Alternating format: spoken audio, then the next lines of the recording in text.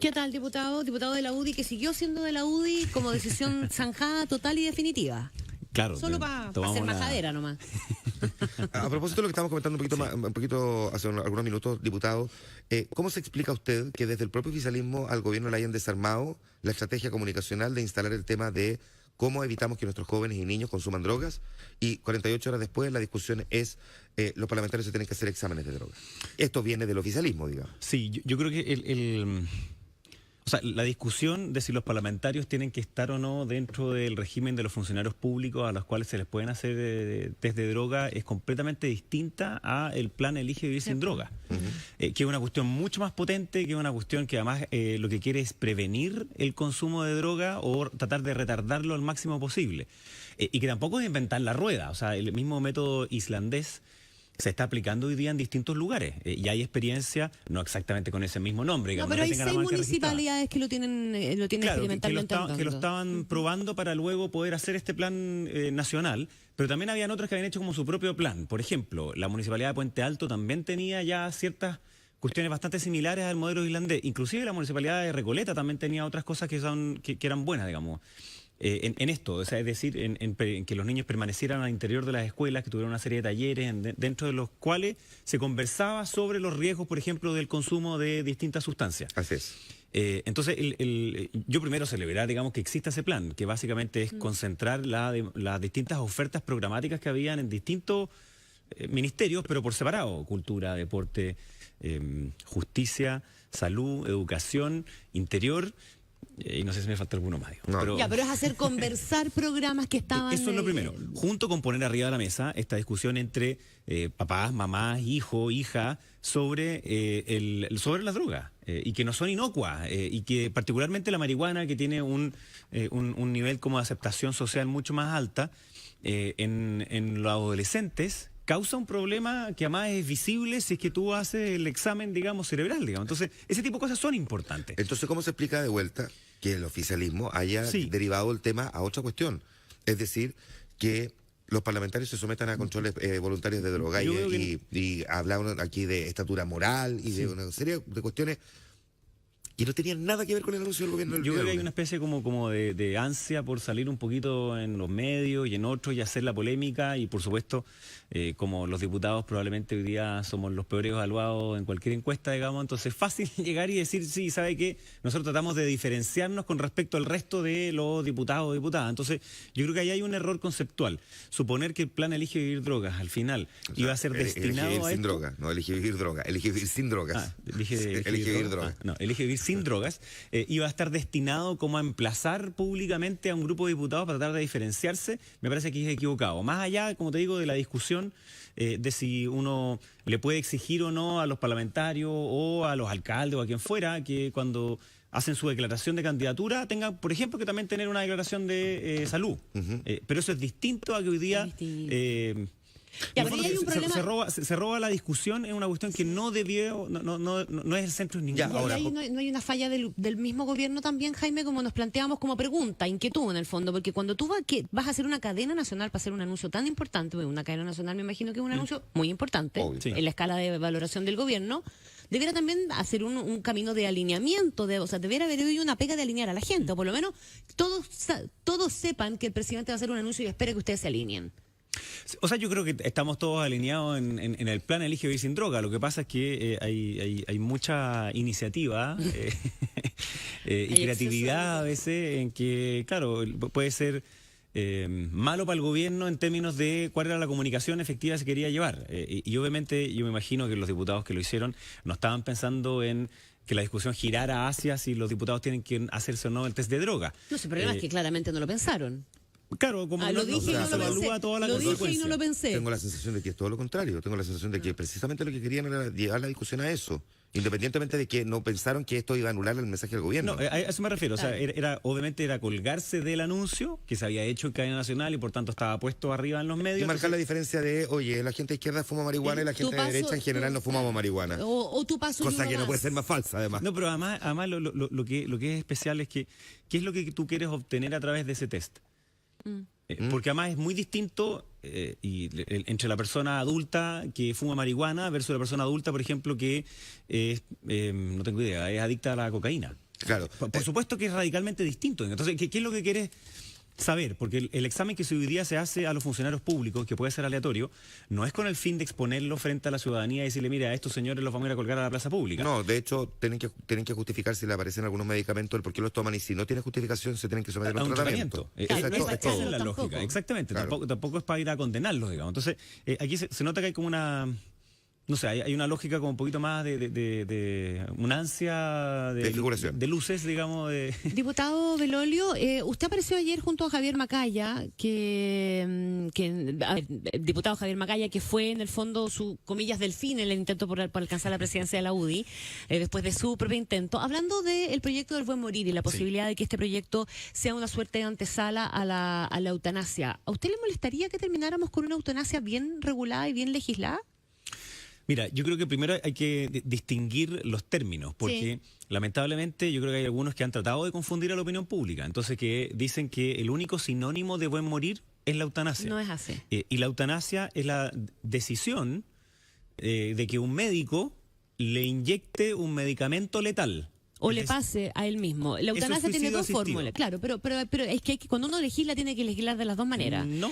En 7 países del mundo, está legislada la eutanasia y solo en algunos de ellos está permitida ambas. De hecho, en Estados Unidos, por ejemplo, se permite solo el suicidio asistido, pero no la eutanasia. No la eutanasia. Y entre otras cosas porque el colegio médico, no se llama así, digamos, No pero quiere, el colegio médico no quiere de allá, comprometer a su gente en no, eso. dice que es antiético para la conducta del doctor el introducir ese medicamento letal, digamos. Claro. Entonces, mira, en el aspecto teórico, ya, si no tuviéramos listas de espera en las enfermedades auge y no auge, porque hoy día tenemos listas de espera de personas que quieren vivir y sin embargo el Estado todavía no es capaz de responder a ello. Si después tuviéramos una atención de clase mundial, a continuación, cuidados paliativos oncológicos y no oncológicos, y después aún así tienes un grupo de personas que son resistentes a toda la tecnología que hoy día tenemos y están sufriendo, etcétera, uno puede decir, ¿me sabe qué más? Ok. Ya, sí, yo creo que de esos casos estamos hablando, diputado Belolio. O sea, pero es que de eso no estamos hablando en el proyecto de ley que se presentó. Es que este es un país, el de la eutanasia, dice usted, no el del buen morir. El de la eutanasia. El del diputado Mirosevich. El proyecto de eutanasia no solamente confunde los términos, habla de eutanasia, pero despenaliza también el suicidio asistido. Sí. Luego dice que tiene causales, a pesar de que quienes lo promueven dice que la autonomía de la voluntad de las personas es infinita, sin embargo, entonces, ¿por qué ponen causales? Luego dicen ellos mismos que en verdad son esas causales, pero les gustaría que fueran más, y en verdad es para mayores de 18, pero les encantaría que fuera también para las menores. Entonces, hay una confusión impresionante que habla de la liviandad que se toma alguno. Lo importante acá es ordenar el liberalismo. Entonces, es ordenar la discusión y entender que es claramente va a ser una cuestión responsable. Cualquier gobierno y cualquier política pública tiene primero que preocuparse de tener una política de cuidados paliativos, de tener atención de buena calidad y de tener la posibilidad de un buen morir. Porque mucha gente en el fondo también dice, prefiero suicidarme, ¿verdad? O que me ayuden a morir, dado que voy a sufrir todo lo que voy a sufrir porque no hay esas instancias en el camino. Claro, pero hay también enfermedades que no tienen ninguna opción. Mira, lo brutal hoy día, Connie, es que si es como que uno le dijera, mire, usted es una persona pobre, que nosotros sabemos que usted no quiere ser una carga para otros, que es la principal razón por la cual muchas personas se suicidan, y esta enfermedad es progresiva y le va a doler mucho. Así que esa es una alternativa. Y la otra es que nosotros le inyectemos un medicamento letal. No, claro. Eso me parece perfectamente inmoral. Porque si esa misma persona tiene recursos, entonces sí puede tener cuidados paliativos de manera que no tenga ese sufrimiento. Entonces, si de verdad lo que a nosotros nos preocupa es el buen morir de las personas, cuidados paliativos es eso. Y no inyectémosle algo para entonces quitarle la vida. Y el proyecto que ha presentado el presidente Piñera es un marco general que dice que las personas tienen derecho a ese cuidado paliativo. Y hoy día existe ese derecho, está garantizado en el GES para las enfermedades oncológicas, para los cánceres solamente. Y tenemos muy buenos paliativistas en los hospitales públicos, sobre todo, en eso, en el GES. Entonces, el plan de cáncer que se está haciendo, el Plan Nacional de Cáncer, amplía la cobertura de los cuidados paliativos oncológicos.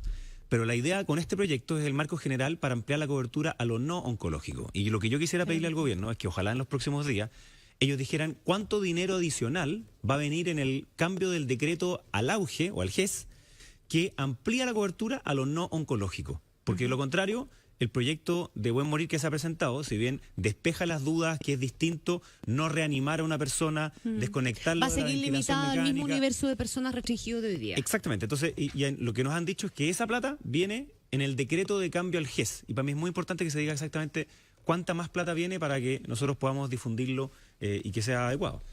Vamos a ir a la pausa, vamos a seguir conversando con el diputado Jaime Belolio algunos minutos más. Estamos en ¿Quién lo diría? Aquí en Infinita y Mega Plus.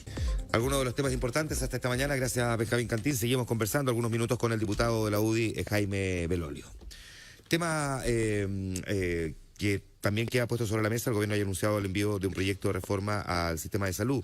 Pero el gobierno ha anunciado el envío de hartos proyectos de ley y le está costando sacarlo adelante. Tuvo reunión bilateral con los partidos de la oposición y todavía ni siquiera sabe si va a poder aprobar la idea de legislar respecto a la reforma tributaria.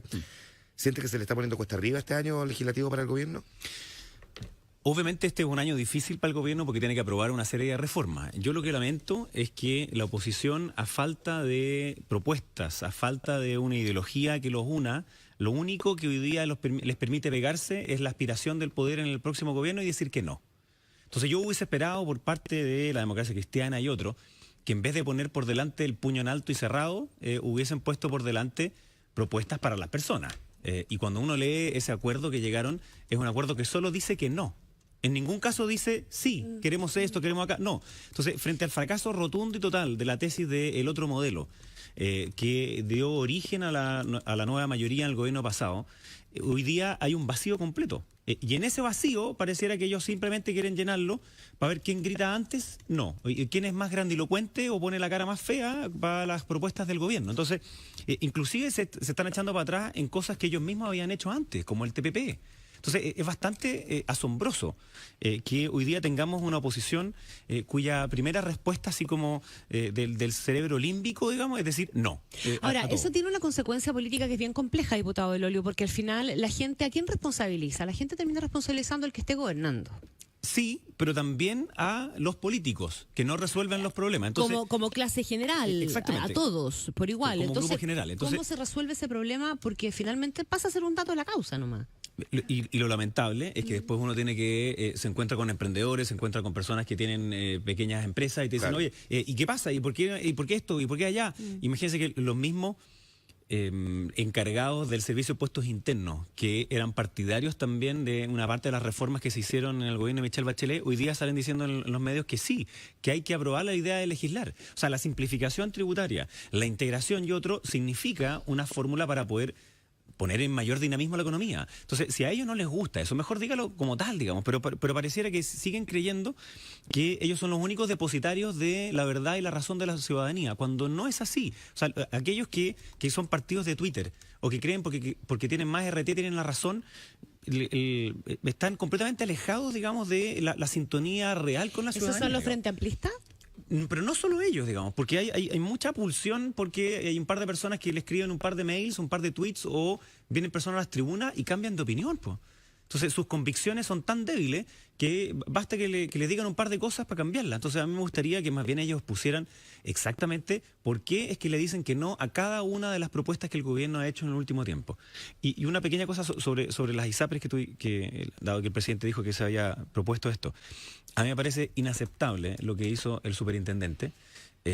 Y yo preferiría que él dejara su cargo. Lo que hizo el superintendente en relación con el tema tarifario de las ISAPRES, es decir, que hay que postergar en 2 años el cambio de tarifa porque si no el sistema colapsa. Hoy día, ¿eso? el escenario que tenemos hoy día es que las ISAPRES nuevamente han vuelto a subir sus planes de forma unilateral. Esto obviamente obliga a la judicialización cuando todos los fallos que se han hecho en el último tiempo van en el sentido de decir que eso es ilegal, que no se podía hacer.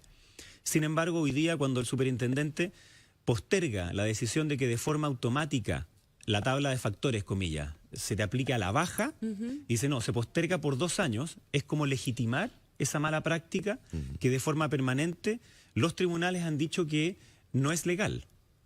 Y por tanto va en un sentido contrario, primero a lo que el gobierno está proponiendo, que es por supuesto terminar con esa mala práctica, terminar con las preexistencias, terminar con las discriminaciones que van más allá de los distintos riesgos que puedan tener las personas, especialmente entre el ámbito de mujeres y hombres, pero ahora que además dice, mire, ¿sabe qué? Vamos a postergar algo que debería entrar en vigencia ahora y que es evidente que es automático. O sea, mis cabros que ya cuando cumplían 3 años, 4 años, 5 años y todavía les cobraban como si tuvieran 2. ¿Y por qué? Es que tiene que ser obligatorio para la persona ir y concurrir para que le bajen Claro. el precio cuando la tabla de factores teóricamente lo que hacía era cobrarte según el riesgo asociado a la edad. Y ahora entonces que pasa la edad, no te lo bajan. Y eso es lo que se está diciendo, mire, en 2 años más. A mí me parece que es perfectamente inaceptable. Diputado, para entender bien, ¿usted considera que Ignacio García Huidobro, superintendente, debería dejar su cargo? ¿Esta es una posición suya o es una posición más bien institucional de Chile Vamos? No, esto es una posición mía. Y yo creo que las superintendencias son servicios autónomos. O sea, no es un servicio que dependa estrictamente de lo que diga o no diga el gobierno. O sea, ahí tienen un rol que es diferente al del gobierno. Y por eso es que no es que el presidente diga, ya, usted fuera y usted me hace esto. Las superintendencias son entes autónomos. Pero en lo público, las autoridades tienen que alinearse con el interés público. Y en este caso, me parece que no es el interés público el que hace postergar la decisión de que se retrase 2 años más, algo que debe ser automático, digamos. O sea, bueno, y si el superintendente lo posterga, las ISAPRES, por supuesto, van a decir, bueno, yo le hago caso a la superintendencia. A mí me pasa que hace mucho rato que las ISAPRES debieron haber aplicado esto de forma automática. Es lo que se esperaba en buena ley cuando uno firmaba un contrato que te decía, esta es tu tabla de factores. Entonces, era obvio que eso debería pasar. Diputado Jaime Belolio conversando esta mañana con nosotros aquí en ¿Quién lo diría? Muchísimas gracias, diputado, por estar en Día Viernes con nosotros. Muchas gracias a ustedes. Que esté bien, Buen día. diputado. 8 de la mañana con 42 minutos.